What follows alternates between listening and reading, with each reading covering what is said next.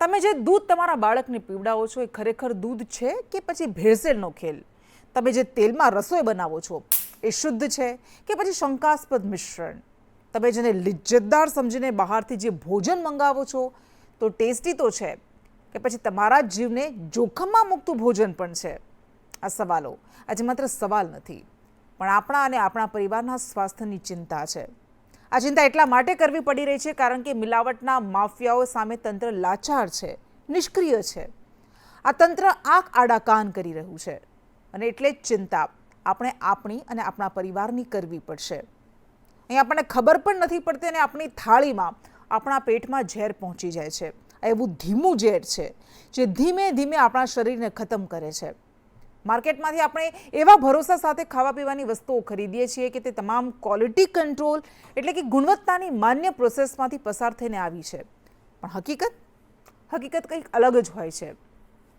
કેવી રીતે નાના નાના શહેરોના ગોડાઉનમાં ચાલતો નકલીનો કારોબાર એ મોટા શહેરોના માર્કેટ સુધી પહોંચી જાય છે. નકલી મસાલાથી માંડી મીઠાઈ, દૂધથી માંડી દૂધની વસ્તુઓ, ફ્રૂટથી માંડીને શાકભાજી, કોઈ પણ વસ્તુ એવી નથી કે જેમાં ભેળસેળ નથી. એ દૂધ હોય, દહીં હોય, પનીર, તેલ, શાકભાજી જેવી રોજિંદી ચીજોને મિલાવટના માફિયાઓએ ઝેરી બનાવી દીધી છે. શું ખાવું શું ન ખાવું એ જ મોટો સવાલ થઈ ગયો છે. જૂનાગઢમાં નકલી દૂધ બનાવવાની ફેક્ટરી પકડાઈ. થોડા મહિનાઓ પહેલાં મહારાષ્ટ્રમાં જ આવી રીતે નકલી દૂધ બનાવતી આખી ફેક્ટરી, આખું ગોડાઉન ઝડપાયું હતું અને લાખોનું દૂધ એ જપ્ત કરાયું હતું. કેવી રીતે પામોલિન મિક્સ કરીને આ દૂધ બનાવવામાં આવતું હતું. અને આ જૂનાગઢમાં 60 લીટર દૂધ સાથે પામોલિન તેલ, મિલ્ક પાવડર અને અન્ય સામગ્રી પણ પકડાઈ છે. આ તરફ ગોંડલના ભોજપરામાં દરોડામાં શંકાસ્પદ ખાદ્ય તેલ ઝડપાયું છે. મિલાવટના માફિયાઓ પકડાતા હતા ત્યાં સુરતમાં આવા જ બનાવમાં એકનો ભોગ લેવાઈ ગયો. ફૂડ પોઈઝનિંગની ઘટનામાં 5 વર્ષની બાળકીના મોતનો આઘાતજનક બનાવ બન્યો તો 4 લોકો હોસ્પિટલમાં છે. જોકે એ બાળકીનું મૃત્યુ કેવી રીતે થયું એ પોસ્ટમોર્ટમ રિપોર્ટ આવશે, એ અન્ય રિપોર્ટ સામે આવશે, ત્યારબાદ ખબર પડશે. પરંતુ અહીં સવાલ એ છે કે ખોરાકની ગુણવત્તા અંગેની તપાસ અને જવાબદારી છે ક્યાં? તંત્ર માત્ર સેમ્પલ લઈને અટકી જાય છે કે પછી ખરેખર મૂળ સુધી પહોંચવાની કોશિશ પણ કરે છે? નિયમો છે તો પછી તેનો કડક અમલ કેમ નથી થતો? ભેળસેળખોરો સામે, આ મિલાવટખોરો સામે કાર્યવાહી મોડે કેમ થાય છે? અને સૌથી મોટો સવાલ, પ્રજાની થાળીમાં પહોંચતા ખોરાકની સુરક્ષાની જવાબદારી આખરે કોની છે? આજના એજન્ડામાં ફક્ત આરોપ પ્રત્યારોપની જ નહીં, પણ આજે ચર્ચા છે પ્રજાના આરોગ્યની, જવાબદારીની અને ભેળસેળ સામે બ્રેક લગાવવાની. ચર્ચા આપણે કરીશું. આપણી સાથે સ્ટુડિયોમાંથી ભાવેશ બારોટ કે જેઓ વકીલ છે આપણી સાથે જોડાઈ ગયા છે અને નિવૃત્ત ફૂડ ઓફિસર KR પટેલ પણ આપણી સાથે ઉપસ્થિત છે. આ બંનેનું સ્વાગત છે અને ચર્ચા આપણે કરીશું. પરંતુ સૌથી પહેલાં આપણે એક વિડીયો બતાવવા છે અને આ વિડીયો, આ દ્રશ્યો આપ જુઓ કે કેવી રીતે આ આખો ખેલ ચાલતો હતો. એ આજે ભલે જૂનાગઢથી સામે આવ્યું હોય, આજે રાજકોટથી સામે આવ્યું હોય, પરંતુ આ કોઈ આજકાલની વાત નથી. કદાચ 5 વર્ષ પહેલાં પણ આપણે આવી જ ચર્ચાઓ કરતા હતા કે આખરે આ મિલાવટખોરો સામે ક્યારે તવાઈ બોલાવાશે, ક્યારે એક્શન લેવાશે, અને આજે પણ આપણે એ જ ચર્ચા કરી રહ્યા છીએ.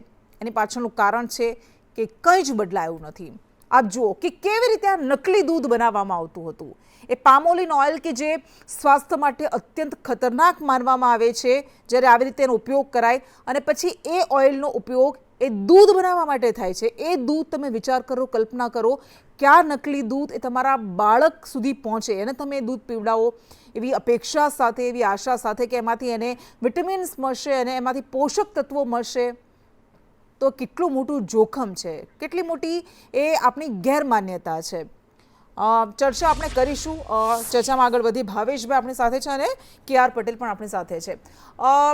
સર, પટેલ સર, આપની પાસે શરૂઆતમાં આવે કારણ કે આપને અનુભવ છે, આપણે આ ક્ષેત્રમાં કામ કર્યું છે. અત્યારે આપણે જોઈએ છીએ કે છેલ્લા કેટલાક દિવસથી મહારાષ્ટ્રમાં જે તુકારામ મુંધે કરીને અધિકારી છે, આરોગ્ય અધિકારી, એટલું સુંદર કામ કરી રહ્યા છે કે સૌ કોઈ અત્યારે એમના કામના વખાણ કરી રહ્યા છે. હવે એમાં એ પોતે પોતાનું કામ જ કરી રહ્યા છે, કોઈ નવાઈની વાત નથી, પણ એટલા માટે વખાણ થઈ રહ્યા છે કારણ કે કોઈ બીજું કામ નથી કરતું અને એમાં એક કામ એ કરી રહ્યા છે અને એક દાખલો બેસાડી રહ્યા છે. ગુજરાતમાં આવું ક્યારે થશે? કેમ આટલા બધા બેફામ બની ગયા છે મિલાવટખોરો?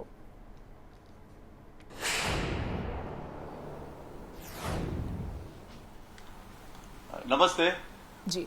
ગુજરાતમાં આરોગ્ય મંત્રીશ્રીના માર્ગદર્શન હેઠળ ખોરાક અને ઔષધ નિયમન તંત્રમાં મિલ્ક બાબતે ટેસ્ટિંગ માટે પણ ખાસ કાળજી રાખવામાં આવે છે. આપણી ડિપાર્ટમેન્ટની 32 ફૂડ સેફ્ટી ઓન વ્હીલ્સ વાહનો છે. તેઓ દૂધના સર્વેલન્સ ટેસ્ટિંગ રેગ્યુલર કરતા હોય છે. 2025-26માં 25,000 કરતા પણ વધારે સેમ્પલ્સો તે ઓન ધ સ્પોટ ટેસ્ટ કરેલા છે. ફૂડ એન્ડ ડ્રગ્સ ડિપાર્ટમેન્ટે પણ ગયા વર્ષે 800 કરતા પણ વધારે કાયદેસરના એન્ફોર્સમેન્ટ નમૂનાઓ લીધેલા છે અને એમાં આશરે કહું તો 80 કરતા પણ વધારે નમૂનાઓ સબસ્ટાન્ડર્ડ જોવા મળ્યા છે. તમામ નમૂનાઓ, તમામ વેપારીઓ, તમામ જવાબદાર ઇસમો સામે ફૂડ સેફ્ટી એક્ટ અનુસાર એજ્યુકેટિંગ કેસની કાર્યવાહી કરવામાં આવતી હોય છે. એટલે ડિપાર્ટમેન્ટ દ્વારા ભૂતકાળમાં એક સર્ક્યુલર પણ કરેલો છે કે દર મહિને ફૂડ સેફ્ટી ઓફિસરે પહેલો નમૂનો દૂધનો લેવામાં આવે. આમ દૂધ માટે તંત્ર હંમેશા સજાગ છે અને એ પ્રમાણે કાર્યવાહી કરે છે. એમાં કોઈ શંકાને સ્થાન નથી. અચ્છા, આપ કહો છો શંકાને સ્થાન નથી. ભાવેશભાઈ પાસેથી જવાબ લઈશું, પણ ફરી આપની પાસે પટેલ સર આપની પાસે જ આવીએ. આપ કહો છો કે સેમ્પલ્સ લેવાય છે, પરંતુ તાજેતરમાં જ હમણાં સામે આવ્યું હતું કે રાજકોટમાં જે સેમ્પલ્સ લેવાયા હતા 1 વર્ષ પછી એનો રિપોર્ટ સામે આવ્યો હતો. તો આ જે સેમ્પલ લેવાની કામગીરી છે એવું કેમ લાગે છે કે માત્ર દેખાડા પૂરતી જ બની રહે છે? એનો અર્થ એ હોવો જોઈએ કે એના તાત્કાલિક રિપોર્ટ આવે, એ લોકોને ખબર પડી જાય કે આ જગ્યાએથી આપણે નથી ખાવાનું. એની જગ્યાએ લોકો તહેવારોની સિઝનમાં તો ખાસ એ આરોગી લે છે અને મહિનાઓ બાદ રિપોર્ટ સામે આવે. એનો અર્થ શું?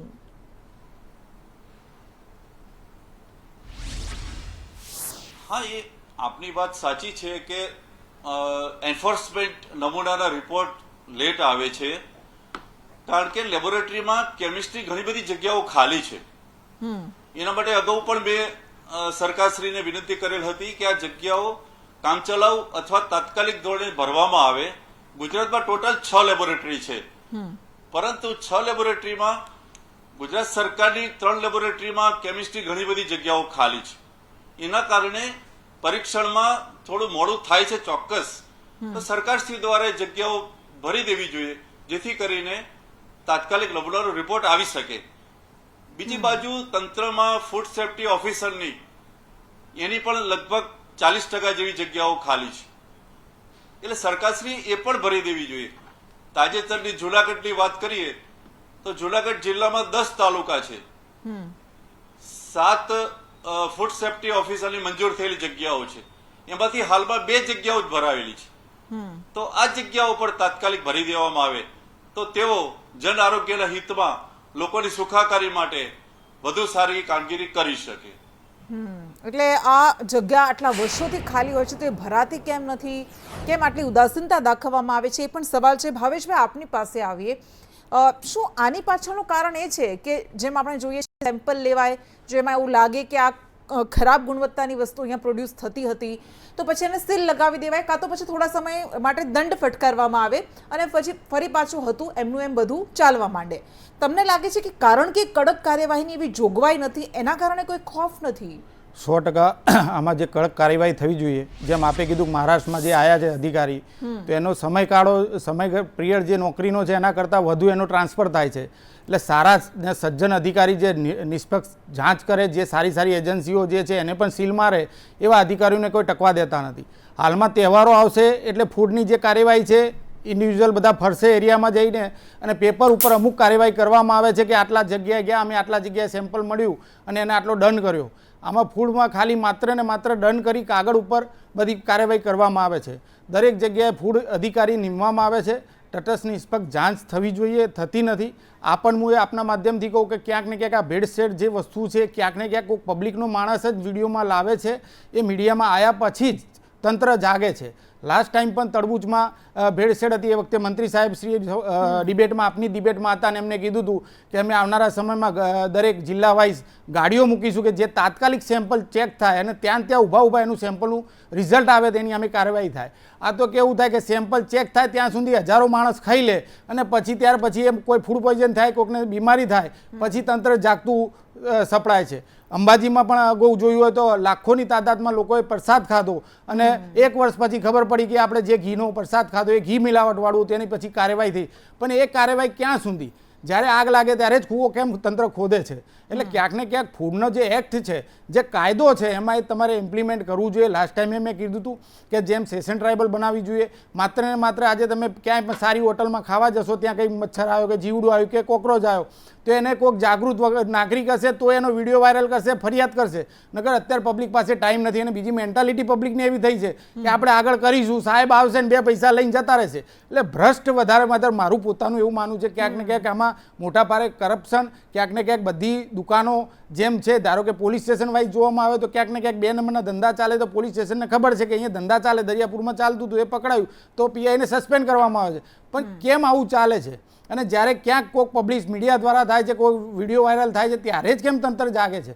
એટલે ક્યાંક ને ક્યાંક સરકારે એમાં ખૂબ જાગવું જોઈએ. બીજા બધા ધંધા જે છે 2 નંબરના એ નહીં બંધ થાય તો ચાલશે, પણ ક્યાંક ને ક્યાંક નાના બાળકોને તમે પણ મંત્રીશ્રી પણ ક્યાંકથી એમના કારીગર કે એમના નોકરો જે શાક લાવતા હશે એ પણ ચોખ્ખું છે કે નહીં?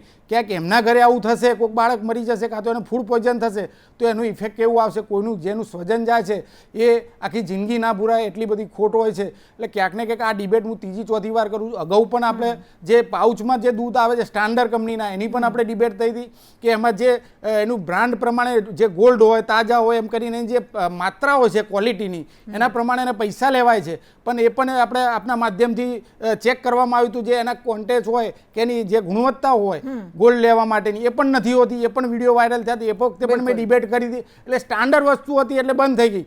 પણ આજની તારીખમાં પણ એ જે પાઉચ આવે છે, જેને કહેવામાં આવે છે કે 100% શુદ્ધ છે, પણ એ જે ગોલ્ડના જે એના કાઉન્ટ હોય છે, જે એની દૂધ જાડું હોય છે, એ પ્રમાણે જે પૈસા લે છે એટલા ખરેખર કોથળી ઉપર લખેલા હોય છે કે નહીં, એ વખતે નહોતું. એટલે આજની તારીખમાં પણ મોટા લોકો ક્યાંય પણ પકડાતા નથી.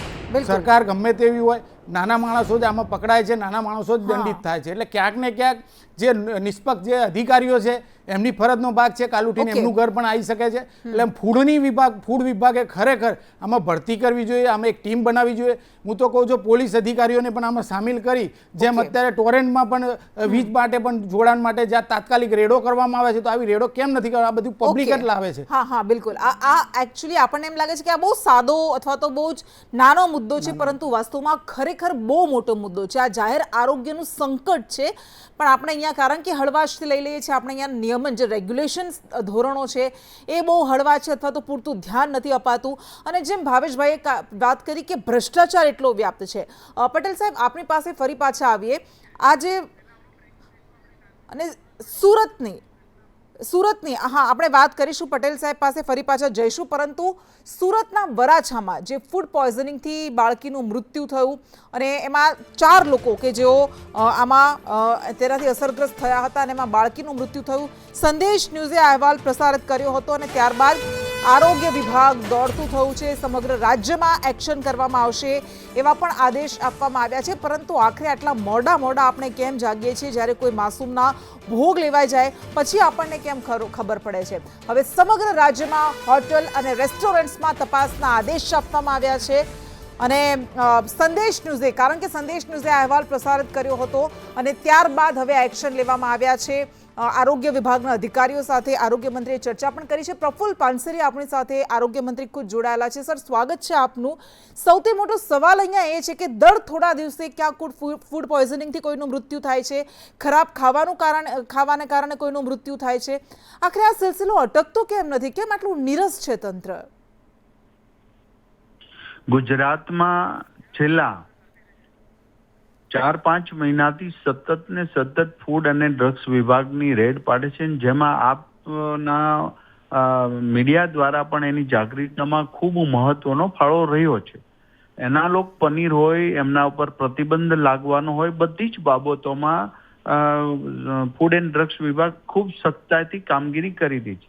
પરંતુ જ્યાં નાના રેસ્ટોરન્ટો છે અને દરેક શહેરમાં, ટાઉન પ્લેસમાં વગેરે જગ્યા પર આવા રેસ્ટોરન્ટ દ્વારા ફૂડની આઈટમો વેચાતી હોય છે. અને ઘણી જગ્યાએ હોસ્ટેલ કે જ્યાં મેચ ચાલતું હોય ત્યાં પણ. તો આ માણસ પ્રેરિત જ્યારે ભૂલ થતી હોય અથવા તો એ રેસ્ટોરન્ટ વાળા પ્રેરિત ખુલ્લો ખોરાક હોય, કંઈ વગેરે વસ્તુ વેચવી હોય, તો એ ગંભીર બેદરકારી છે. એટલા માટે જ મેં તુરંત જ મને જ્યારે ખ્યાલ આવ્યો ત્યારે તુરંત જ મેં પહેલા તો પરિવાર જોડે વાત કરી છે. હોસ્પિટલમાં બંને દીકરીઓ દાખલ છે, એમના માતા, એમની પણ વિડીયો કોલ કરીને ખબર અંતર પૂછ્યા છે. ને હોસ્પિટલમાં જે દાખલ છે ત્યાં એ ડોક્ટર સાથે પણ ચર્ચા કરી કે હજી આમને આઈસીયુમાં કે વગેરેમાં સારી ટ્રીટમેન્ટ જોતી હોય તો પણ કહો. હા, આ બધી જ તો વાત આપ જે કહી રહ્યા છો કે આપે આઈસીયુમાં ત્યારબાદ ગયા આપ, એ બધી પછીની વાત છે. પણ અહીંયા એક બાળકી મૃત્યુ પામી છે, એ પરિવારને ફરી પાછી એ પોતાની માસૂમ ક્યારેય મળવાની નથી. એ બાબતની જ વાત કરું છું કે અમે કોઈ આટલા મોટા વિસ્તારોની અંદર આટલા રેસ્ટોરન્ટો, અને મેં દર અઠવાડિયાની સતત ડ્રાઈવ ચાલી રહી છે, પણ આવા નાના રેસ્ટોરન્ટો હોય આ માનવ કરીને એમનું તરત સીલ કર્યું છે. ને હજી પીએમ રિપોર્ટ આવશે તુરંત જ અમે એમની એક્શન લેવાના છીએ. પીએમ રિપોર્ટના રાહ જોઈ રહ્યા છીએ.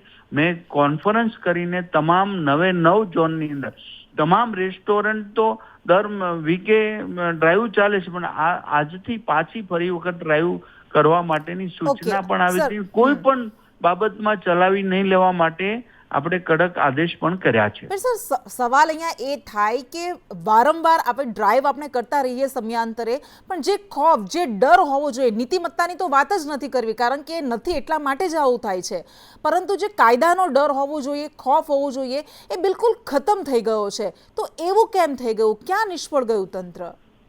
ના, સતત તંત્ર એના ઉપર એક્શન લઈ જ રહ્યું છે ને ખૂબ આ ઉપરની કાર્યવાહી થઈ જ રહી છે. એક પણ જગ્યાએ નાનામાં નાની બાતમીના આધારે કે કમ્પ્લેનના આધારે તંત્ર કામગીરી કર્યું. મેં તમને એ જ કહ્યું છે કે આખા શહેરના તમામ રેસ્ટોરન્ટ એમના નિયમ પ્રમાણે એમને લાયસન્સ આપ્યું અથવા ન લીધું તો અમે લેવડાવીએ છીએ, પરંતુ દરેક જગ્યા પર માણસ પોતે જ આ રેસ્ટોરન્ટ ચલાવતા હોય અને આ માનવ ભૂલ કરે છે. જો એને કરી છે તો ચોક્કસ પોલીસ દ્વારા, અમારા આરોગ્ય વિભાગ દ્વારા એમનું તો સીલ કરી દેવામાં આવ્યું અને પોલીસ દ્વારા એમના પર એક્શન અમે લેવડાવ્યું. ઓકે સર, આ દંડાત્મક કાર્યવાહી છે, પ્યુનિટિવ મેજર્સ છે, પ્રિવેન્ટિવ નથી. સવાલ અહીંયા એ થાય, અમે અત્યારે ફૂડ ઓફિસર સાથે પણ વાત કરી રહ્યા છે, નિવૃત્ત છે. સેમ્પલ્સના રિપોર્ટ ક્યારેક તો મહિનાઓ બાદ, ક્યારેક વર્ષો બાદ આવે છે. અને પ્રફુલ્લ પાનસેરિયાએ અત્યારે કોલ કટ કર્યો છે, પરંતુ સવાલ અહીંયા એ છે કે આખરે આવું થાય છે કેમ? નિર્મલ પણ આપણી સાથે જોડાયેલા છે. નિર્મલ, આરોગ્ય મંત્રી સાથે આપણે વાત કરી, એમણે કહ્યું કે હું હોસ્પિટલમાં ગયો હતો, હવે કાર્યવાહી થશે. આ બધી બ્લાબલા આપણે દર વખતે સાંભળીએ છીએ. મુખ્ય વાત એ છે કે ગુજરાતમાં આજે પણ આ મિલાવટખોરો, ભેળસેળિયાઓ બેફામ બનેલા છે કારણ કે એમને કોઈ જ ડર નથી. અને એની પાછળનું એક કારણ એ પણ છે કે એમનામાં એ વિશ્વાસ છે કે બધું સેટલ થઈ જશે.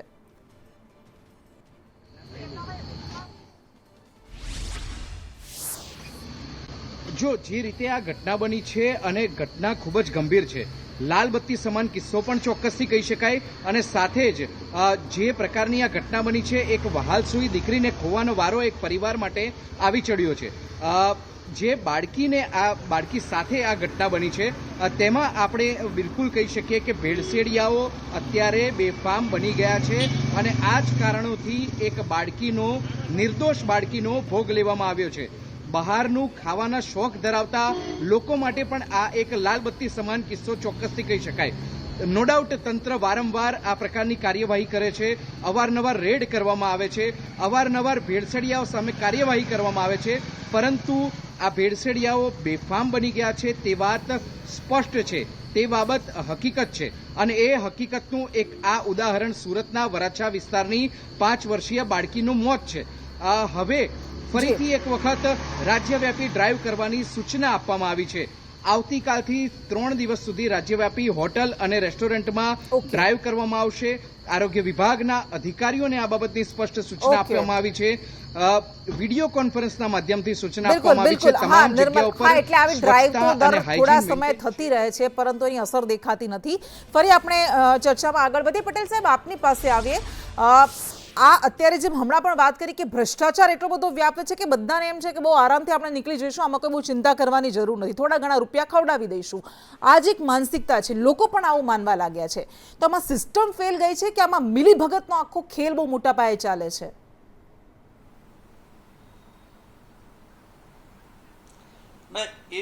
એવી વાત નથી. હું વકીલ સાહેબે જે પેલા અંબાજી ઘીની વાત કરી તો એમાં કોઈ ફરિયાદ ન હતી, કોઈ પોલીસે રેડ નથી પાડી. ફૂડ એન્ડ ડ્રગ્સ વિભાગે એ પોતે શોધી કાઢ્યું હતું કે આ ડુપ્લિકેટિંગ તેલ છે. હું પોતે માધુપુરા માર્કેટમાં ગયો હતો અને જ્યાં જ્યાંથી માલ સપ્લાય થયો હતો એ દરેક જગ્યાએ ડિપાર્ટમેન્ટે સઘન કામગીરી કરેલ હતી. બીજું કે ફૂડ પોઈઝનિંગની વાત કરું તો ફૂડ પોઈઝનિંગમાં એવું ક્યારે નથી બન્યું કે ખોરાકમાં ભેળસેળના કારણે કોઈનું મૃત્યુ થયું હોય. એ ખોરાકનો પ્રોપર સંગ્રહ કરવામાં નથી આવતો, એના કારણે ફૂડ પોઈઝનિંગ થાય છે. દાખલા તરીકે મિલ્ક પ્રોડક્ટ છે તો એને ટેમ્પરેચરમાં પ્રોપર મેન્ટેન કરવું જ પડે. ઉનાળાની સીઝન હોય, હા, નકલી અને દૂધ બાસુંદી, હોય, કેરીનો અને રસ એ કોઈ વ્યક્તિ આપણે ખાય, યોગ્ય ટેમ્પરેચરે પીવે. સંગ્રહ ન કરીએ. હા, કોઈ નકલી દૂધ છે, નકલી ઘી છે, એ જ બિન આરોગ્યપ્રદ, સંપૂર્ણપણે બિન આરોગ્યપ્રદ છે. જો કોઈ વસ્તુ આરોગ્ય છે તો તમને લાગે છે કે એનાથી અસર થાય છે એ ફૂડ પોઈઝનિંગ હોય કે પછી એમાં પણ સંગ્રહનો ઇશ્યુ હોય? ના, સંગ્રહનો ઇસ્યુ જ હોય. કોઈ પણ ફૂડ પોઈઝનિંગ નો બનાવ ચેક કરવામાં આવશે તો એમાં આઈધર મેટલ પોઈઝનિંગ હોય, ફંગસ ડેવલપમેન્ટ થયું હોય, અથવા તો કોઈ જીવાણુ કે ગરોળી પડેલ હોય. કોઈ પણ કિસ્સો આપ જોઈ લેજો, એમાં ફૂડ એન્ડ ડ્રગ્સ અથવા ફૂડ સેફ્ટી એક્ટ એમાં નબળો પડે છે એવું નથી. બીજી વાત કહું, આપે તુકારામ મુંડે સાહેબની વાત કરી, એટલે હું એક વસ્તુનું ધ્યાન દોરીશ કે ગુજરાત સરકાર દ્વારા આઈએસ ઓફિસરની ફૂડ સેફ્ટી કમિશનર તરીકે 1 વર્ષથી નિમણૂક કરેલ છે. એ ખૂબ જ સરાહનીય પગલું છે. પહેલા આપણે ફૂડ એન્ડ ડ્રગ્સમાં આઈએસ ઓફિસર ન હતા, ટેકનિકલ ઓફિસર હતા. બીજું, આરોગ્ય મંત્રી સાહેબ આજે ઓનલાઈન છે તો હું એવી રિક્વેસ્ટ કરીશ કે સંપૂર્ણપણે ફૂડ સેફ્ટી ડિપાર્ટમેન્ટ જો સેપરેટ કરવામાં આવે તો આનાથી પણ વધારે સુંદર કામગીરી ચોક્કસ થશે. એમાં કોઈ શંકાને સ્થાન નથી. અત્યારે હાલમાં food and drugs combined department ચાલે છે. જો સેપરેટ ડિપાર્ટમેન્ટ કરવામાં આવે તો 100% ભેળસેળ ડામવામાં પૂરેપૂરી સફળતા મળશે, એમાં કોઈ શંકાને સ્થાન ઓકે. નથી. હા, પણ આપણે આ વ્યવસ્થાની જે ખામીઓ છે એ પણ સમજવી પડશે, સ્વીકારવી પડશે, તો જ બદલાવ લાવી શકાશે. જો એ બધું એમનામ બીબાઢાળ પદ્ધતિથી ચાલતું રહેશે તો પછી આમને આમ લોકો મરતા રહેશે. અને જેમ આપે કહ્યું કે મિલાવટખોરો અથવા ભેળસેળવાળી વસ્તુ ખાવાથી કોઈ તાત્કાલિક નથી મરી જવાનું. એ તમારા કિડનીને અસર કરે, તમારા ફેફસાને અસર કરે, તમારા શરીરના અંગોને નુકસાન કરે. એટલે એ ખબર નથી પડવાની કે આ તાત્કાલિક ખરાબ દૂધ પીવાને કારણે થયું કે ઘી ખાવાને કારણે. ઘીનું ઝેર છે. અને સાહેબને કહીશ કે અમે કદાચ જોયું આપે તો ચિલોડા ખાતે પણ અત્યારે ઘીની ફેક્ટરી પકડાઈ. તો આજે જીઆઈડીસીમાં આટલી મોટી પ્રમાણમાં ચાલતું હોય ત્યાં પણ આજે તમે રેસ્ટોરન્ટ ચેક કરશો તો રેસ્ટોરન્ટ માલ આવે છે ત્યાં તો કોઈ જતું નથી. આજે જીઆઈડીસી ચિલોડા રેડ પડી 1 વીક પહેલા, એમાંય ઘી પકડાયું, એની પહેલા કડી બાજુ પકડાયું. એટલે ઘી જેવી, તેલ જેવી, તરબૂચ જેવી વસ્તુ હવે ત્યાં નીચેથી આવે છે, ત્યાં જીઆઈડીસીમાં મોટા પ્રમાણમાં બનતું હોય ત્યાં સુધી તંત્ર ક્યાં ઊંઘે છે? જ્યારે લાખોની તાદાદમાં પકડાય તો પણ જાગૃત છે. આઈપીએસ અધિકારી નિમાયા છે તો ક્યાં છે? એક વર્ષ સુધી તમે નિમાયા છે તો આ ચિલોડા તો આપણે સિટી એરિયા છે, અને સિટી એરિયામાં જો આટલી મોટી પ્રમાણમાં, ચલો સામાન્ય પ્રમાણમાં 5 લીટર કે 10 લીટર પકડાય તો લાખોની તાદાદમાં પકડાય જ્યારે ત્યાં સુધી એને કેટલું વેચ્યું હશે ને કેટલા લોકો જીનું ઝેર ખાધું હશે તો એનું તંત્ર શું કરશે? જ્યારે કોક મરે છે ત્યારે આ એક વસ્તુ આવે છે કે હવે અમે ડ્રાય કરીશું, પણ તમે અત્યારે રેસ્ટોરન્ટ નહીં કરશો, પણ જ્યાં નીચે જે મેન વસ્તુ જ્યાંથી આવે છે જીઆઈડીસીમાંથી કે જ્યાં બધે ઉત્પાદન થાય છે ત્યાં ગામડાઓમાં ગોડાઉન છે, ફેક્ટરીઓમાંથી આવે છે. નાની નાની ગલીઓમાં તમે જશો તો નાની નાની ગલીઓમાં તમે જો તો જ્યુસ વાળા બાર 4 રસ્તે, દરેક 4 રસ્તે જ્યુસ વાળા ઉભા છે, મિલ્કશેક વાળા ઉભા છે, જે બધા આખી ઓલી નાની મિની ટેમ્પો લઈને જ ઉભા છે દરેક 4 રસ્તે. તો એનું કોઈ સમય ઓછો છે, સવાલો ઘણા બધા છે, કારણ કે એનાલોગ પર પ્રતિબંધ, એનાલોગ પનીર પર તમે પ્રતિબંધ મૂક્યો, પણ કેટલા વર્ષોથી ખવાતું હતું, કેટલા વર્ષો પછી તમને ખબર પડી કે આનાથી નુકસાન થાય. તો જે વર્ષોનું લોકોએ ખાધેલું છે એની અસર ક્યારે, એનું મૂલ્યાંકન ક્યારે, એની અસર એવું નતું. હા, તો કેવું છે સર? ના, વર્ષોથી ખવાય એવું ન હતું. ફૂડ સેફ્ટી એક્ટ આવ્યા પછી એમાં ફોસ્કોસ જે લાયસન્સિંગ સિસ્ટમ છે સંપૂર્ણપણે ઓનલાઈન છે, ઓલ ઓવર ઇન્ડિયામાં છે. એમાં આ લોકોએ એનાલોગ સબ્જેક્ટનું એક ઓપ્શન આપેલું હતું. એટલે વેપારીઓ એ સિલેક્ટ કરી અને પછી આ એનો ગેરલાભ ઉઠાવતા હતા. અત્યારે food safety standard authority of India new Delhi દ્વારા એ ઓપ્શન કાઢી નાખવામાં સવાલ તો એ જ છે ને કે લૂફોલ્સનો ફાયદો ઉઠાવે છે. અલ્ટિમેટલી તો લોકોને નુકસાન થાય છે, કારણ કે સિસ્ટમમાં લૂફોલ્સ છે. તે લૂફોલ્સને એ પૂરવાની જવાબદારી તો તંત્રની સિસ્ટમની છે ને જે સર. કાલે ડ્રાઈવ થશે તો ઘણી હોટલોમાં વિડીયો થશે કે આ બધું અમે નાખ્યું ડસ્ટબિનમાં નાખીને ફાયદો શું? પબ્લિક તો જાય છે, પબ્લિક તો ખાવાની. કાલે જ એક રેસ્ટોરન્ટ એક જગ્યાએ ચાલુ થવાની, એક જગ્યાએ પબ્લિક ખાવાની. તમે જે વિડીયો લગભગ 1 વીકના જોશો તો ગયા ફૂડવાળા ત્યાંથી લીધું ને બધું ડસ્ટબિનમાં નાખ્યું, બીજા જ દિવસે એને 10,000 20,000 દંડ કરીને ઉપરથી એ બીજા જ દિવસે પબ્લિક ત્યાં લાઈનથી ખાય છે. કારણ કે કોઈ કાયદો નથી, કોઈ એવું એપ્લિમેન્ટ નથી કે જેનાથી પબ્લિકને ડર લાગે કે કાયદાનો ડર નથી. મારા કાલે 10,000 20,000 ભરીને માણસ છૂટી જાય છે એને એટલે જ આ આપણા દેશમાં જે કાયદો એને ક્યાંક ને ક્યાંક માનસિકતા થઈ implement ગઈ છે. લાવવી બિલકુલ પડે. ટાઈમ આપણી જ્યાં પાસે સુધી બહુ ડર ઓછો નહીં છે. આવે ફ્રૂટમાં ત્યાં સુધી આ કિસ્સો ચાલશે. આમ હા, કેમ ત્રીજી, ચોથી વાર આ વિદેશમાં debateમાં વિદેશમાં બેઠો આટલા કડક માપદંડો છે, કેમ ભારતમાં આટલા કડક માપદંડો નથી? કેમ એનું ઇમ્પ્લિમેન્ટેશન નથી થતું? જો હોય છે તો કારણ કે અહીંયા લોકો મરી રહ્યા છે, નાના નાના બાળકો મરે છે. ઠીક છે, આ બંને અમારી સાથે જોડાયા, આપનો ખૂબ ખૂબ આભાર. અને એ દૂધ હોય, તેલ હોય, દહીં હોય કે પનીર હોય કે પછી રેસ્ટોરન્ટનું ભોજન હોય, જો લોકોની થાળીમાં શુદ્ધતાની ગેરંટી જ ન હોય તો ભેળસેળનો સવાલ નથી, સવાલ છે લોકોના જીવનો અને સવાલ છે સરકારની નિષ્ફળતાનો. નમસ્કાર.